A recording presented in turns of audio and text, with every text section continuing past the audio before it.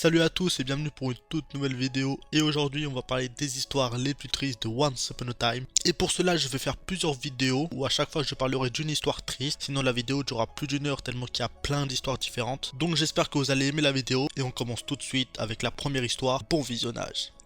Cette première histoire commence suite à la malédiction que Regina, la méchante reine, prévoyait de lancer dans la forêt enchantée. Et c'est là où Maléfique demandera de l'aide à Blanche-Neige et au prince charmant pour arrêter la malédiction. Mais pourquoi eux, se demandaient nos deux héros? Et c'est par la suite qu'on comprendra que Maléfique était enceinte et qu'elle ne voulait pas être séparée de son enfant suite à la malédiction. Donc elle avait besoin de nos deux héros car seuls eux pouvaient demander à l'arbre de la sagesse comment vaincre Regina. Pourquoi n'allez-vous pas vous-même le voir? Le savoir de l'arbre est protégé. Sa sagesse ne peut être révélée qu'à deux héros parmi les plus vaillants qui soient. C'est donc pour ça que vous êtes là. Idée intéressante, mais quand Blanche-Neige demandera à l'arbre comment vaincre la méchante reine, celui-ci les repoussera violemment. Pourquoi il n'a pas répondu? Les sorcières ont dû nous mentir. Tu crois que c'est un piège? Non, ce n'est pas un piège et nous n'avons pas menti.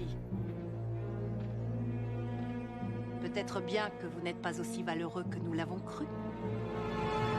En effet, l'enfant de Blanche-Neige et du prince charmant avait une noirceur en elle qui la fera soit être un grand héros ou un grand méchant. L'arbre avait ressenti la présence de cette noirceur dans l'enfant qu'ils allaient avoir, c'était donc pour ça qu'il les a repoussés. Après cet échec, Maléfique partira seul de son côté chercher un autre moyen d'arrêter Regina, vu que Blanche-Neige ne lui sert plus à rien, tandis que nos héros, après cette découverte effrayante, essayeront d'assurer la pureté de leur enfant par n'importe quel moyen. Et c'est en croisant un marchand qui les redirigera vers l'homme connu sous le nom de l'apprenti sorcier pour qu'il leur vienne en aide afin de sauver leur enfant.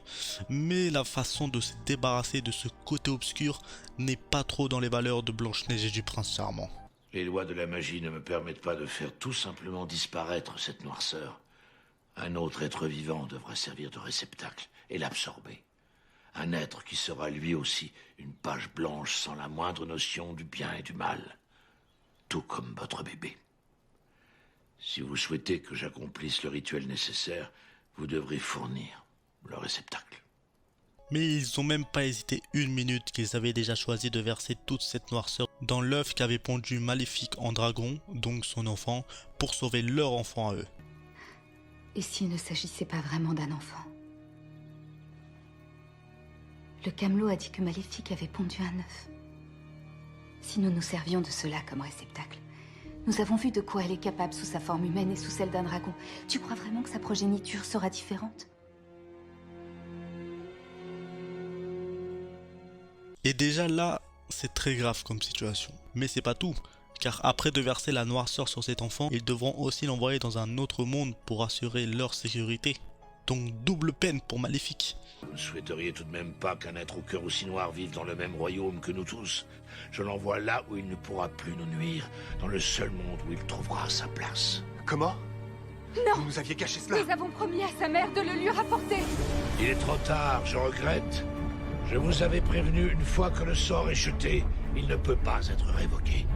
Et même si nos deux héros n'étaient pas au courant qu'après le sort, ils devaient envoyer l'enfant dans un autre monde, et même s'ils ont essayé de le sauver après ça, malgré leur échec, ça ne pardonne pas tout. Ils ont quand même choisi de sauver leur enfant à condition qu'un autre subisse les conséquences, ce qui conduira notamment à Maléfique de se venger par la suite et à l'enfant de grandir seul sans pouvoir savoir d'où elle vient. Mais bon, c'est vrai que c'est un gros dilemme très compliqué à aborder parce que d'un côté c'est grave ce qu'ils ont fait, mais de l'autre c'était pour le bien de leur enfant. C'est très dur comme décision, mais vous savez très bien que dans Once Upon a Time, quand on a recours à la magie, il y a toujours un prix à payer. Je pense que c'est tout pour ce premier épisode des histoires les plus tristes de Once Upon a Time. C'était très intéressant de commencer par celle-ci parce que c'était la première fois que les héros de la série s'en prenaient à un méchant. Habituellement ça a toujours été l'inverse. Donc n'hésitez pas à me dire d'autres idées de vidéos sur Once Upon a Time que vous aimeriez que je fasse dans les commentaires. Et moi je vous dis à la prochaine pour une prochaine vidéo, pour une prochaine histoire triste de Once Upon a Time. Ciao!